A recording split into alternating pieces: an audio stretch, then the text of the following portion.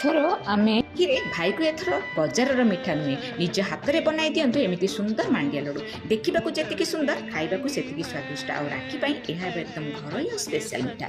तो प्रथम आमको मांडिया भाजबार अच्छी मांडिया अधा भाजी सारापर से देदेबा घी घी को भल भाव या सहित मिसेकी आम कलर चेंज है पर्यटन गोटे सुंदर बास्ना ना पर्यटन भाजवा यहाँ बाहर करके धड़ा राशि देदेबा कड़े धड़ा राशि को भाजिकी बाहर कलापर बादाम को देदेबा बादाम को भाजी सारापर यहाँ ठंडा हाँपे रखीदा प्रथम राशि को आम ग्राइंडिंग करके गुंडा करदे बादाम को गुंडा करदे ये मीठा आम गुड़ यूज करचे गुड़ दे सारापर ये पा अल्प देदेबा और मेल्ट करार अच्छी।